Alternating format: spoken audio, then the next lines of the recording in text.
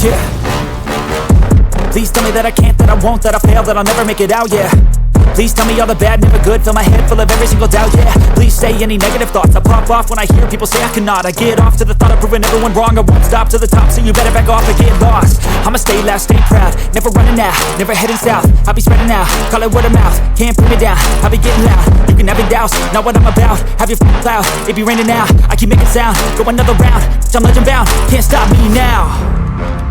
You don't wanna fuck with me, a slow burn like a disease.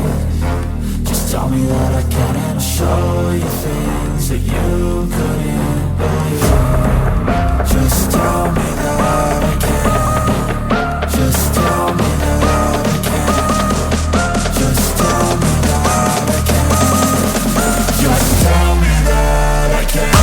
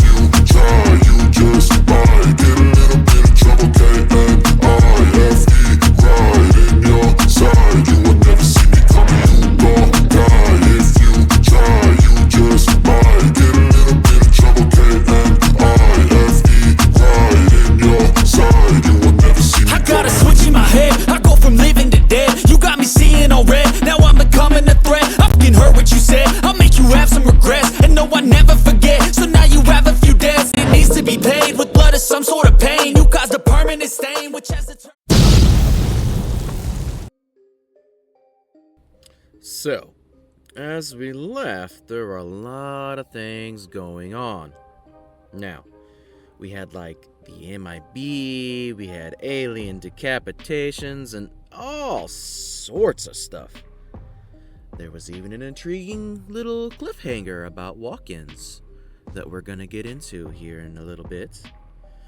But as long as you guys have stuck with me for this far on this series, I just want to say thank you and get ready for some absolute weirdness.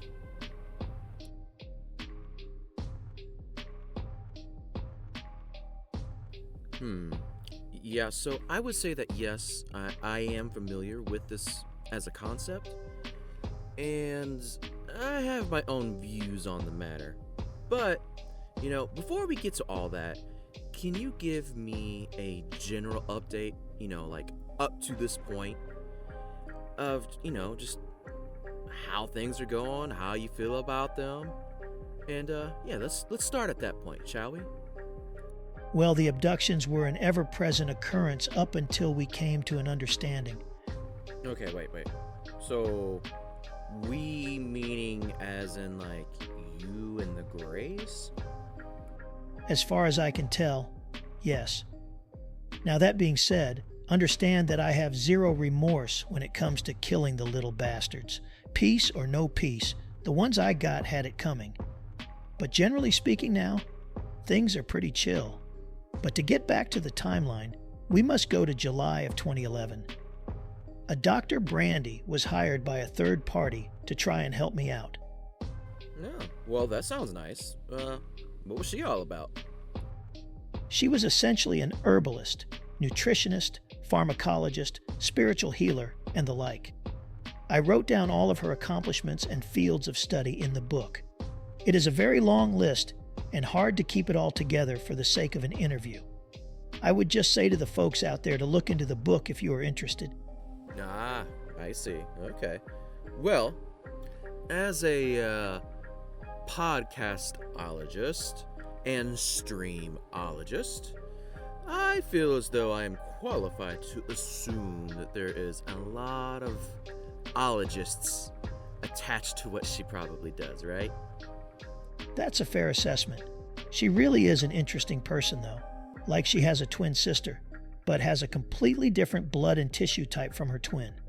She was also the first person that was born outside an amniotic sac. Probably explains the tissue thing, but then again, who knows? Yeah, I mean, those are definitely some pretty strange things to have happened, I guess. Yeah, it seems like it's no wonder she seems to have a different approach to all this. That's very interesting. This is true. Now, Cynthia's father was also an interesting guy from what she explained to me. He was a former OSS guy during the war and had a lot to say on the Nazis and their dealings with the Draco reptilians. Long story short, they had a lot of influence on our modern society, and the Nazis did not lose the war. Germany did. They packed up shop and went to do some other stuff in the shadows, you could say. Yeah, I have heard a lot of that before.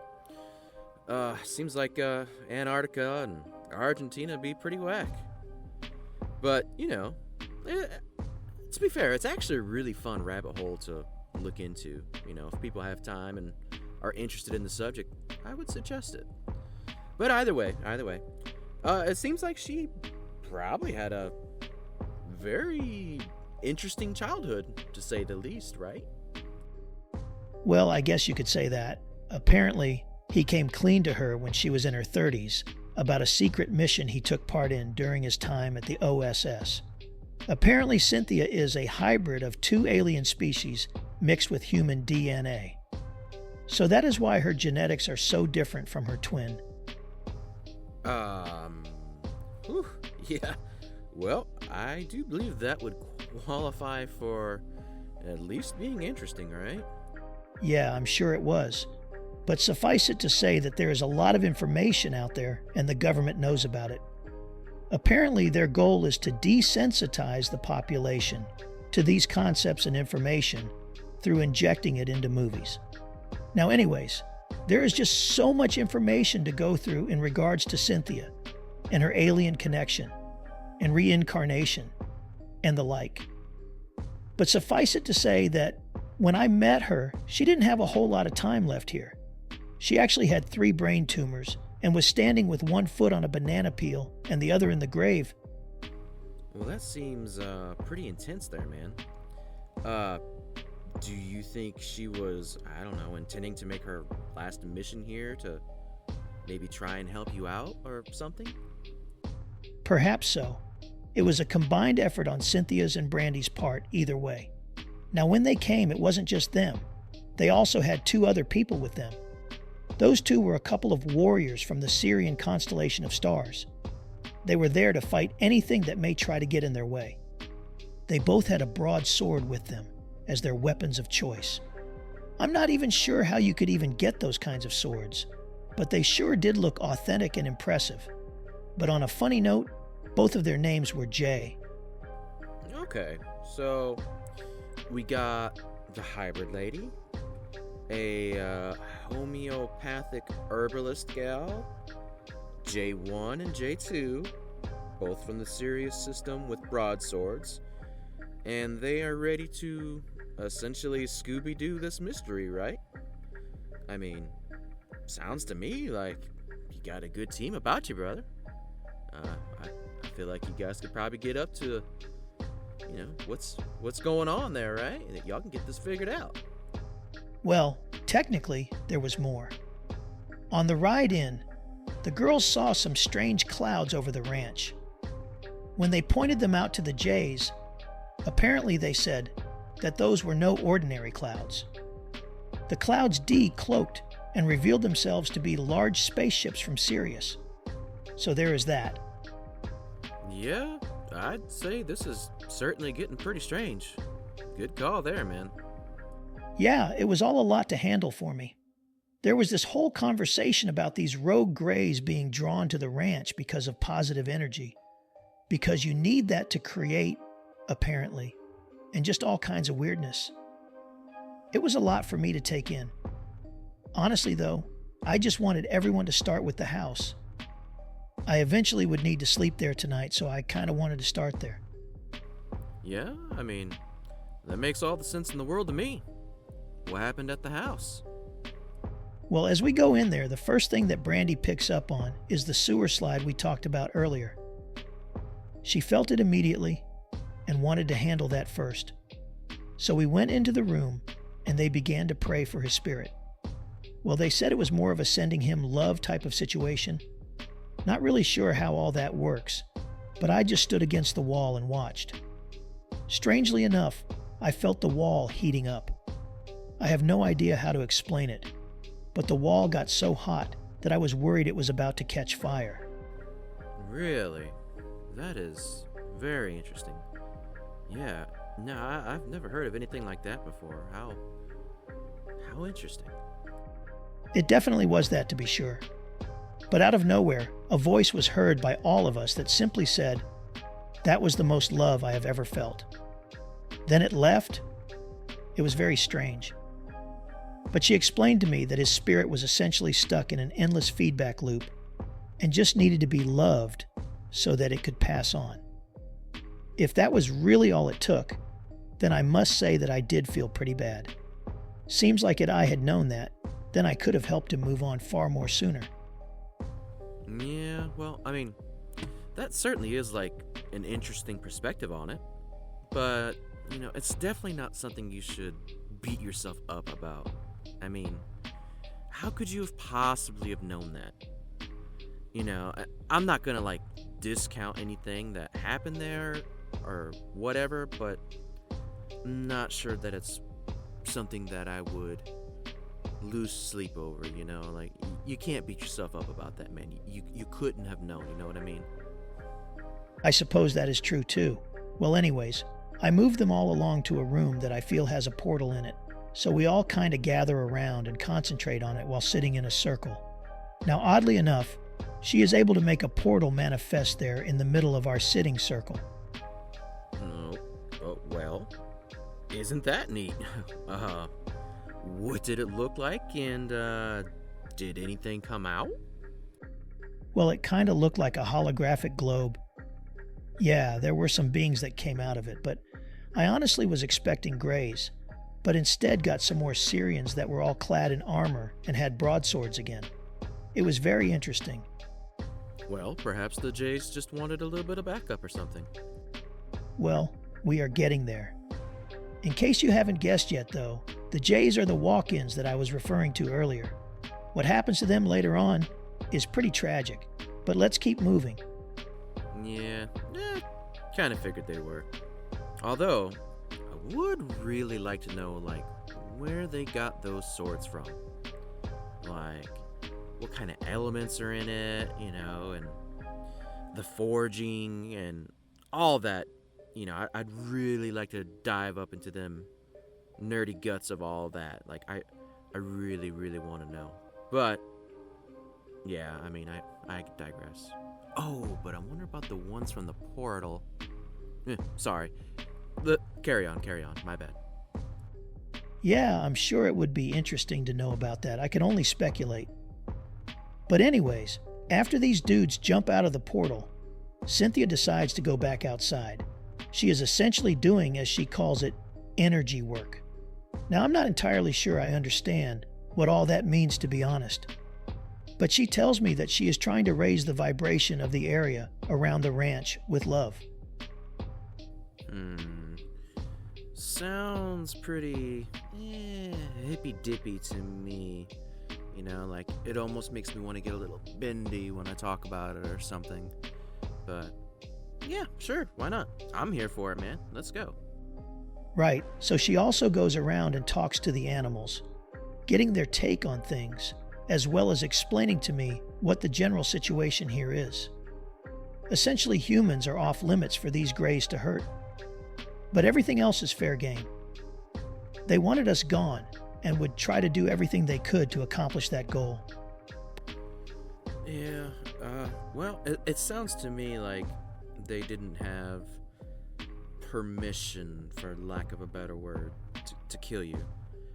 Abduct and scar you up, yeah, that's all on the table, but death, it can't really occur by their hands without permission, if that makes sense.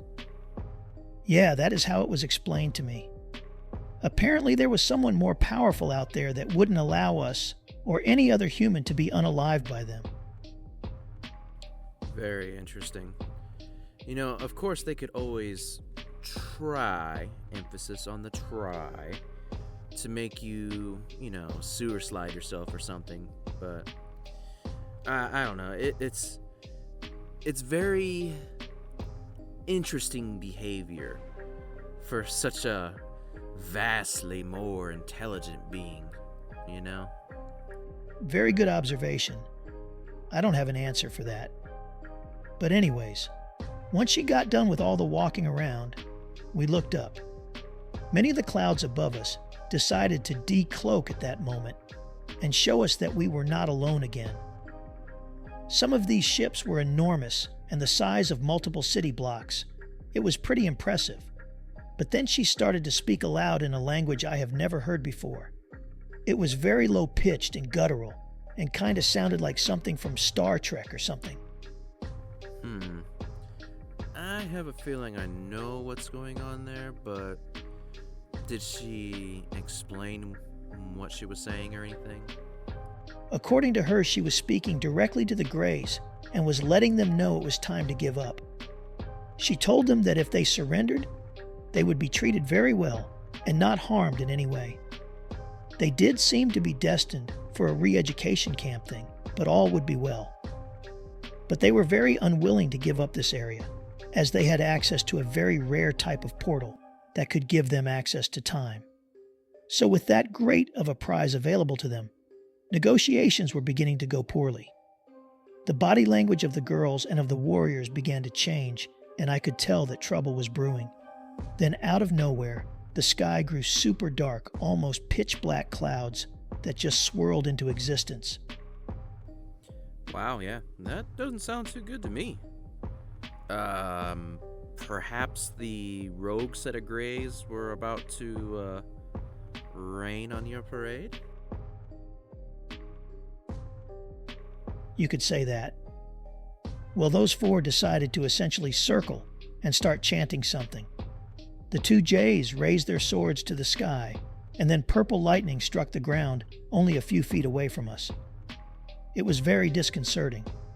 But it wasn't too long after that they decided to go back into the house. Now that was very odd. It seemed as though World War III was ready to start in my backyard, using weapons that you read about in the Hindu texts or something. But they said that a deal had been struck, essentially. The Greys were not going to leave, but they were no longer going to mess with us. Whatever the purple lightning came from was enough of a flex to make things simmer down. I find that to be a very interesting detail. Also, a very abrupt end to what was building up to be probably pretty epic or something, right? Yeah, it was odd. And like I keep saying, I have no idea what to make of it all. I'm pretty much a bystander to everything going down. Now, after all of this stuff happened, I did notice that Brandy was acting pretty odd. I figured who wouldn't be after all of this. I gave her a few days and then called her. Oddly enough, she didn't remember everything that happened. She especially didn't remember the lightning event, but she had received a visit from the MIB after the events. Of course she would. I mean, what would be an alien story without them? Honestly, I'm surprised they didn't even, pop out of the portal and start neuralizing everybody and everything.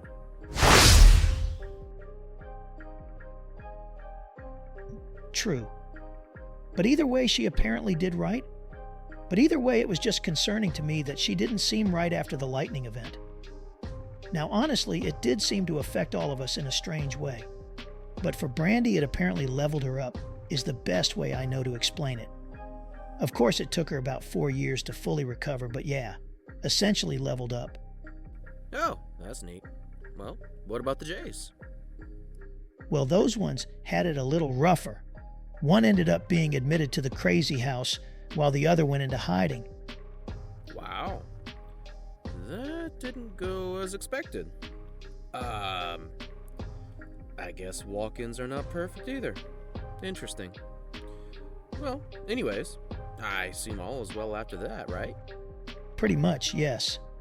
I invited Brandy to come by and hang out after she had recovered 4 years later. When she did, we had a nice chat, and eventually she decided to open a portal and see if there were others that wanted to chat. Well, that's a pretty interesting party trick right there. I mean, I would, turn on some music or something. Seems to me like, going straight to opening portals kinda skips a few steps there.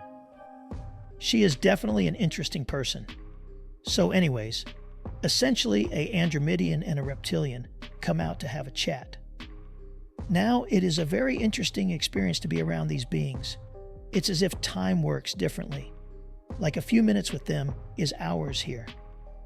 I feel like that could maybe play a role in the whole missing time phenomena. Very well could, if you ask me. So our conversation starts off with the topic of portals. Apparently, the portals that traverse space are pretty common. However, the ones that go through time are apparently very rare. In fact, about 8,000 years ago, a portal was put on this property that connects with ancient Egypt. Apparently, according to them anyways, Egypt was far more sophisticated than we could possibly imagine. Now, this does make sense to me, as I have seen some interesting things on the property that did look Egyptian and Roman, hearing centurions and all kinds of weird stuff. But they also went on to explain to us that portals are essentially an electrical phenomenon as well. Very interesting. You know, the electrical side of things is always apparent. Like, it's never not a thing.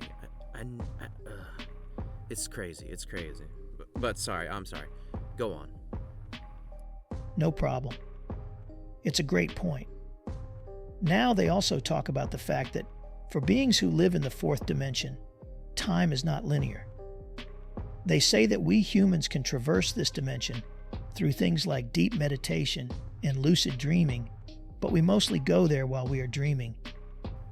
Well, that does make some sense. You know, it's kind of always sad to me, like, when you go to sleep, that when I wake up, it feels like it's, so short, like a flash in the pan, you know what I mean? Or when dreams feel like a lifetime, but I was only, like, asleep for maybe an hour at best. Yeah, if that makes sense. I mean, I'm just rambling here about sleep.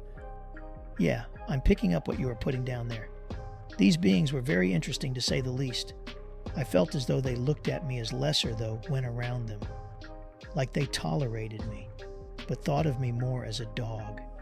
You can enjoy your dog, but you as a person are very much above them in the hierarchy of life.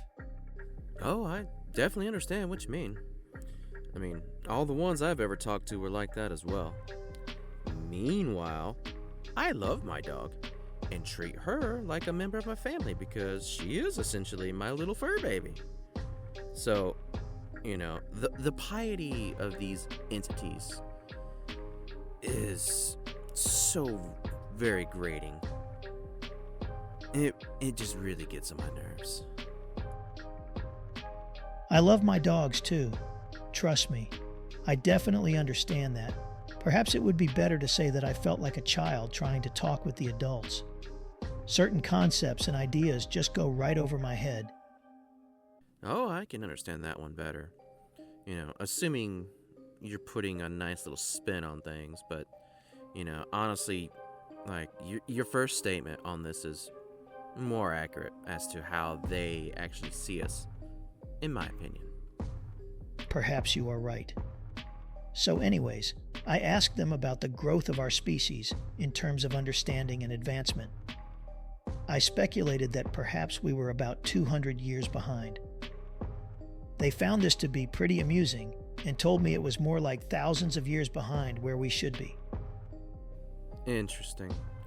But then again, that's coming from beings that look at us as dogs. So, not really sure I would really, care to live up to their standards.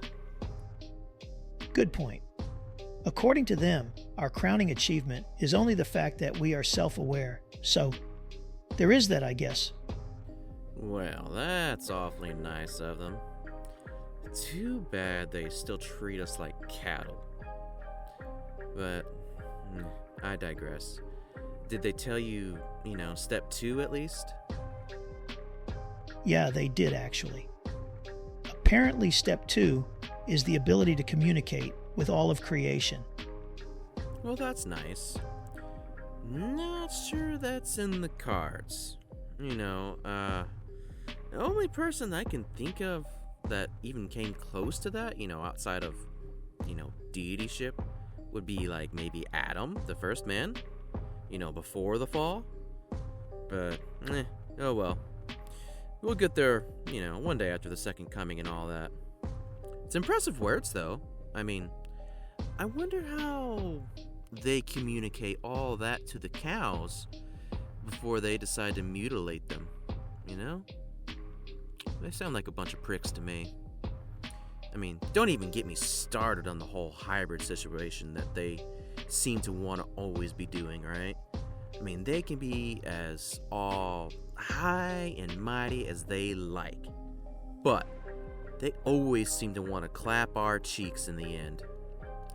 I mean, shoot. Lord even knows how many hybrid children you probably have out there, especially with all the doppelganger stuff and all that. I mean, who knows? I never really thought of that. That is a great point, though, and I'm sure there is at least one out there. Who knows? Yeah, I could honestly do a lot less with, their soapbox, cultish / communist brainwashing type words. I mean, I understand the end game here.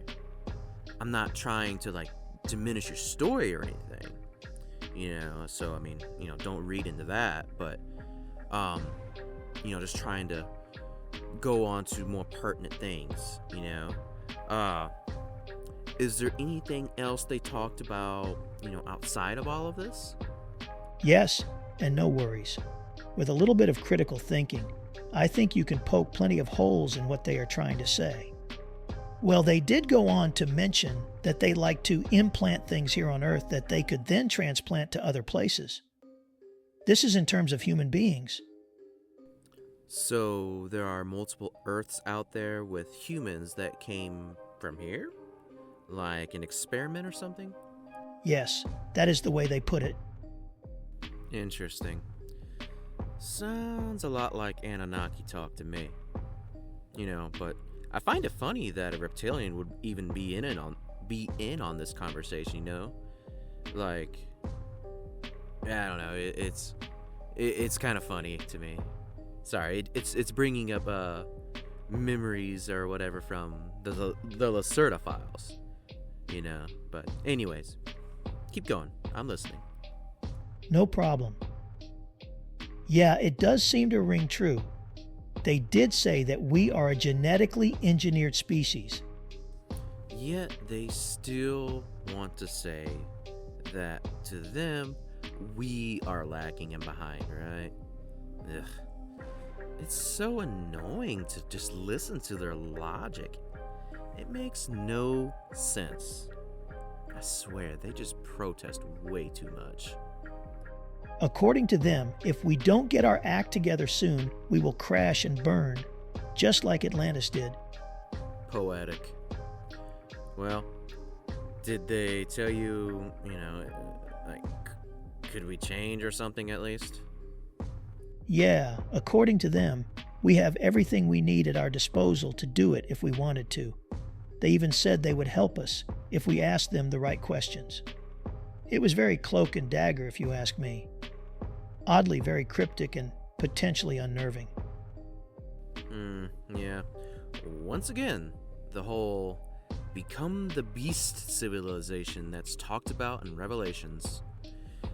They just love to talk in half-truths about some kind of utopian future that just can't even actually function. I mean, just think about the logistics of that. It doesn't work. But, whatever. Understandable. Apparently, what we do here has an effect on the universe and dimensions as well. That's why when we started dropping nuclear bombs, others took notice of us. Apparently, there are other entities out there that make our demons and devils that we talk about in our religious writings look tame. So, super demons? Odd that.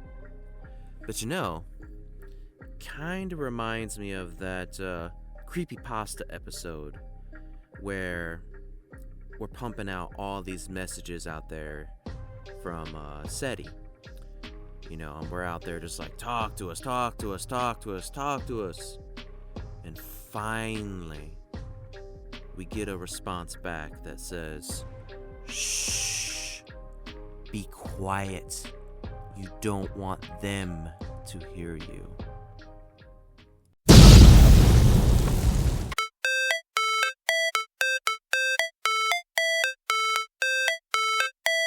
How it's supposed to feel.